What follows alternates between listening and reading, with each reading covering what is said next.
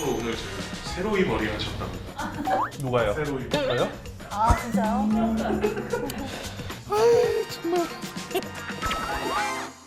중소기업에서 일하는 노동자가 대기업에서 일하는 노동자와 똑같은 복지 혜택을 받을 수도 있다는 사실 알고 계신가요?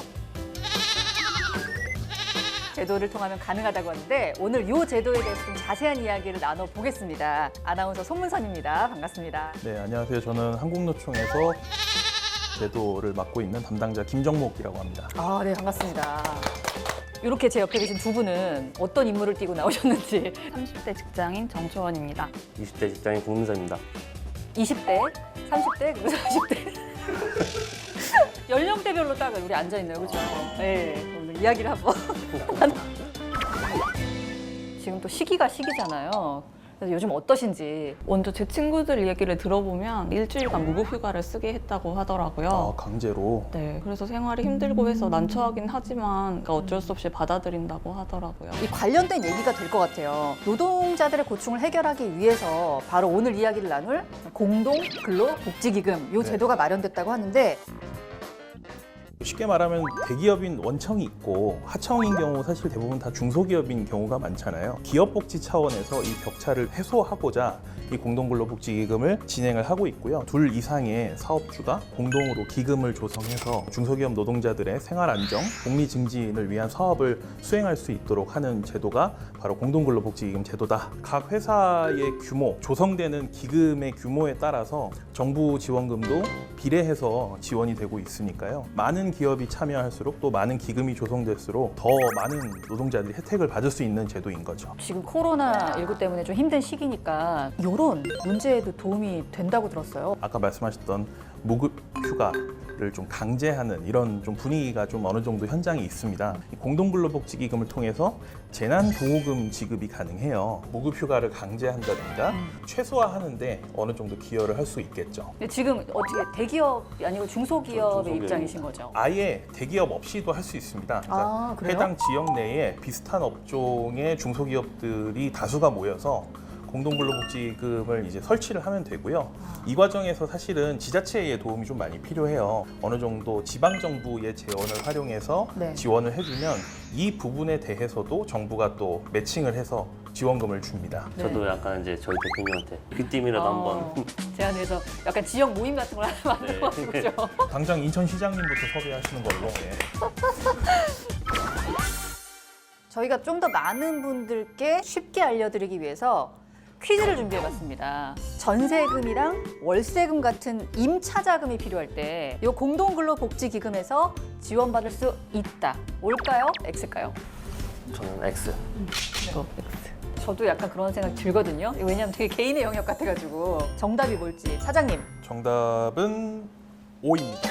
뭐예요? 네, X가 아니라 O입니다. 전세금 등의 임차자금뿐만 아니라 주택을 구매하는 데 있어서도 네. 지원이 가능하고요. 일부 소액 지원해주는 형태로 해야지 가능하고요. 대출을 해주는 형태는 불가능합니다. 얼마까지 그거는 기업마다 다릅니다. 예. 궁금하죠. 이거는 또 이제 세부적으로 그렇죠. 회사마다 다른 거군요. 그렇죠. 다음으로 한번 넘어가 보겠습니다. 개인적인 취미 활동인 레저 장비 구입도 공동근로복지기금에서 지원받을 수 있다. 저는 X입니다. 저도 X. 이거 당연히 X 아니에요? 개인의 취미 생활을 어디까지 다 복지기금에서 충당을 할 수 있을지 요트카 이런 거 지원해줘 이럴 수 없잖아요, 그죠? 정답은 이것도 O입니다.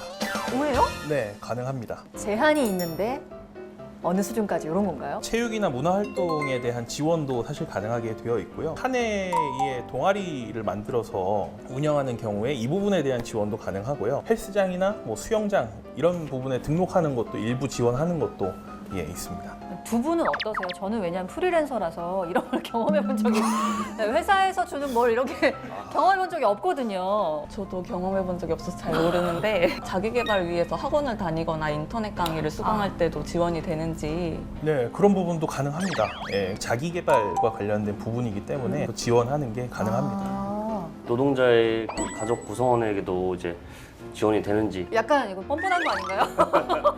그 뻔뻔함도 허용이 됩니다. 네, 그 와. 허용되는 부분이요. 그 어린이집을 공동 직장 어린이집을 만들어서 이용하는 것도 충분히 가능하고요. 아주 쉬운 방법으로 뭐 네. 초중고나 대학생 자녀가 있는 경우에 장학금 지원을 해주는 그것도 사실은 여기에서 가능합니다. 외람된 말씀이지만 나이가 들면 몸이 하나씩 고장나기 마련이잖아요. 아, 그 외람되지 않죠. 진짜 네. 그렇죠. 물론 건강보험을 통해서 지원해주는 부분이 점차 많아지고는 있지만 좀 지원이 좀 더 필요한 부분들도 있어요. 그래서 네. 이런 부분에 대한 의료비 지원도 아. 공동근로복지금을 통해서 지원이 가능합니다. 굉장히 점점 얘기를 해볼수록 좋다는 생각이. 다음 퀴즈 또 가보겠습니다. 공동근로복지기금의 재난구조금에 교통사고는 포함되지 않는다. X. 그러면은 교통사고는 포함이 된다. 포함이 안 저는 된다. 오로. 네네. 저도 오, 네, 포함되지 않는다. 네, 않는다. 네, 정답은 X입니다. 이것도 포함되는 거예요, 그러면은? 네, 교통사고까지 이걸 다 커버를 해줘? 라고 하실 수도 있는데 재난구호금이라고 하는 명목으로 천재지변이나 돌발사고 같은 것도 이제 포함이 되게끔 돼 있거든요. 당연히 교통사고도 일종의 그런 행위에 해당하기 때문에 지원이 가능하고요. 혹시 회사 가는 길 말고 놀러 가다가 난 교통사고 이런 거 어떻게 되나요? 좋은 날에 지급을 할 수도 있을 것 같아요. 뭐 우리 5월 1일 노동절 같은 경우, 명절 이런 경우에 뭐 기념품을 지급을 한다든가 뭐 이런 방식으로도 사업 수행이 가능합니다. 아, 그렇군요. 계속해서 퀴즈 가보겠습니다. 공동근로복지기금으로 기부를 할 수 있다. 자, OX, 나옵니다. X. 정답은 O입니다. 기부도 할 수 있어요. 네, 다른 차원인데요. 공동근로복지기금 조성을 하는 데 있어서 기부를 한다라는 겁니다. SK이노베이션이라는 굴지의 대기업이죠. 네네. 여기에서 원청 대기업 노동자들이 기본급의 1% 정도를 우리가 다 기부하자. 원청 노동자들이 먼저 중소기업을 위한 공동근로복지기금을 한번 조성해보자라고 제안을 했고 그걸 30분 안에 사측도 동의를 해서 그 기업들이 모으는 돈에다가 기부한 돈을 추가해서 이 기금이 이제 더 커져갔고요. 그 하청업체 노동자들이 혜택을 받고 있다라고 이제 얘기를 하고 있습니다.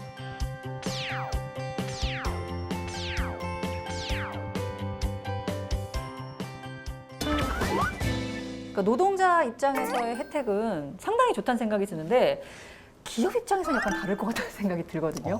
기업 입장에선 굳이 이 기금을 내가 출자를 해야 되나 이런 생각이 들지 않을까? 기업한테도 사실은 혜택이 없다고 할 수는 없다. 이런 공동근로복지기금을 만드는데 대기업이 나선다. 사실은 기업이 이미지 제고에 상당한 기여를 할 수 있는 거죠. 이거 너무 중요한 부분인 것 같아요. 뭐 착한 기업, 좋은 기업 하면은 요즘에는 사람들이 나서가지고 직접 뭐 SNS 이런 데 홍보해주고 이러잖아요. 그렇죠. 그래서 그런 효과가 만만치 않을 것 같은데 직접적으로 대기업 입장에서는 재정 지원 혜택을 받게 되는 부분이 있습니다. 대기업에서 출연금을 조성을 같이 하게 되면 조성하는 부분에 대한 법인세 손비 인정 혜택이 들어가기 때문에요. 네. 실질적으로 이익을 취하는 방향으로 지금 운영이 되고 있는 겁니다.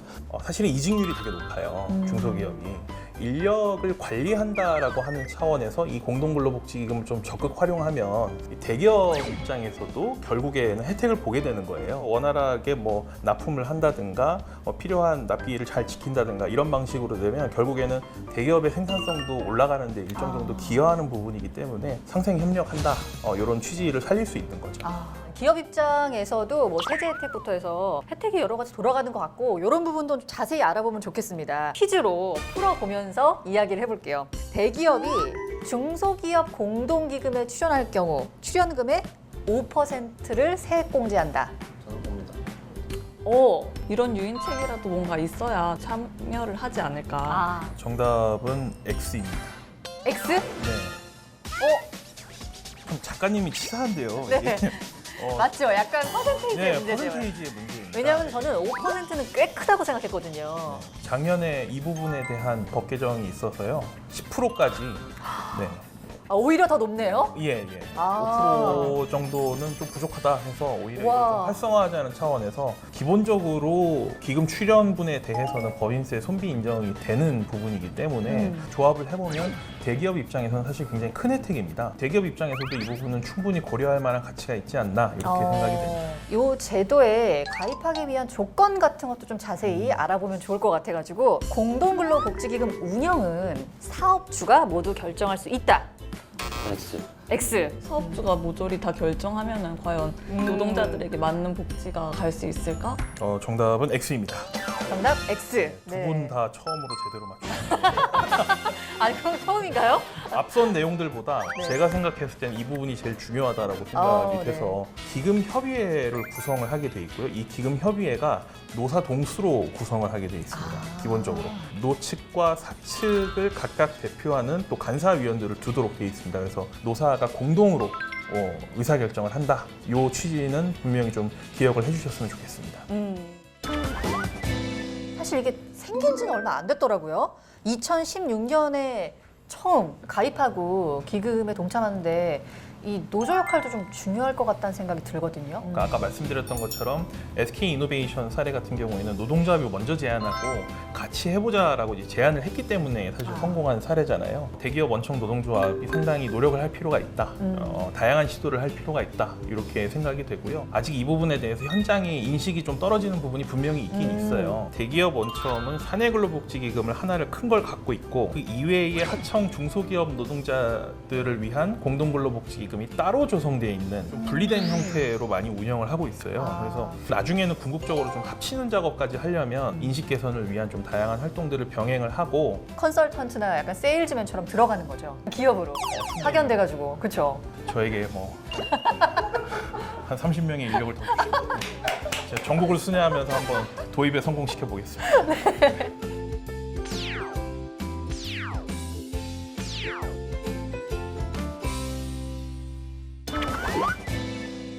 결국 노동자들에게 좀 안정되고 좋은 환경을 제공해 주는 게 진정한 상생을 위한 첫걸음이 아닌가 하는 생각이 들거든요. 그 한국노총에 또 문을 두드려 주시면 언제든지 친절하게 설명드릴 수 있으니까요. 더욱더 많은 여러분들의 참여를 기다리고 있겠습니다. 네, 여러분 고맙습니다.